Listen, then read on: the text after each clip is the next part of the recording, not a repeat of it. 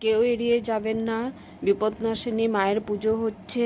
এই পুজোর পিছনে কিন্তু অনেক রহস্য লুকিয়ে আছে। তো তোমরা ভিডিওটি সম্পূর্ণ দেখো। এই বিপদনাশিনী মায়ের পুজোটা দেখলে কিন্তু তোমাদের সবার মঙ্গল হবে। সবাই দেখো সারা দিন উপোস করে পুজোর সব কিছু রেডি করে পুজোতে বসে গেছে। বাড়ি বাড়ি ভিক্ষা তুলে তারপর পুজোর সব কিছু কেনাকাটা করেছে। আমিও বাড়ি বাড়ি ঘুরে কিছু টাকা তুলেছি, দিয়ে দিচ্ছি।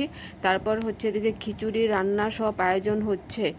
দেখো মারা কত কষ্ট করে সন্তানের মঙ্গলের জন্য কিন্তু এই পুজোটা করছে।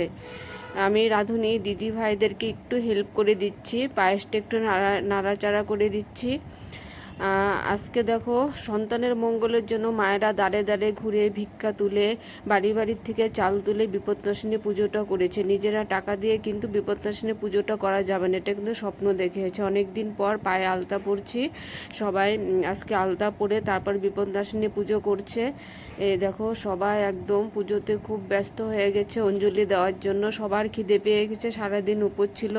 তাহলে দেখো সন্তানের জন্য মায়েরা কত কষ্ট করে। সে সন্তান যখন বড় হয়ে মা বাবাকে ভাত না দেয়, মা বাবাকে না দেখে, কেমন লাগে? মা তো মাই হয়, মার মতন কেউ হয় না। সব মাগুলো দেখো সন্তানের মঙ্গলের জন্য গরমের মধ্যে ঠাটা পড়া রোদ্রের মধ্যে বাড়ি বাড়ি চাল তুলে, দেখো টাকা পয়সা তুলে পুজোর সমস্ত কিছু জোগাড় করে উপোস থেকে দেখো পুজো করছে আজকে সন্তানের শুভ কামনার জন্য। তারপর আবার পুজোর থেকে একটু চলে আসলাম, খিচুড়ি নাড়া দিচ্ছি একটু। দেখো আমি আজকে খিচুড়ি নাড়াটা দিয়েছিলাম বলে খিচুড়িটা টেস্ট হয়েছিল। আমিও তো বলি যে খিচুড়িটা কেন এত টেস্ট হয়েছে।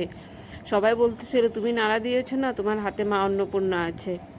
তো ঠাকুরের নামে উপোস থাকলে শরীর একদম খারাপ লাগে না। আমার কিন্তু সুগার আছে, একটুকু শরীর খারাপ লাগে না, যেন একটুকু জল তেষ্টা পায় নাই, খিদা পায় নাই। পুজো হয়ে গেছে, এবার বিসর্জন দেওয়ার জন্য সবাই নদীতে যাচ্ছে, ঠাকুর বিসর্জন দিবে। অনেকটা দূর আমাদের এখান থেকে নদী। সবাই হেঁটে যাচ্ছে, একটু মজমস্তি নাচানাচি হচ্ছে মায়ের বিসর্জনের। সবাই সিঁদুর গালে আবির মাখিয়েছে একটু। তারপর দেখো মন্দিরে, সে নদীর সামনে শিব মন্দির আছে। আর দেখো আমরা যে নদীতে নামছি, এত খতরনাক রাস্তাটা, যদি একটু এপার ওপার হয়ে যায় তাহলে কিন্তু একদম শেষ।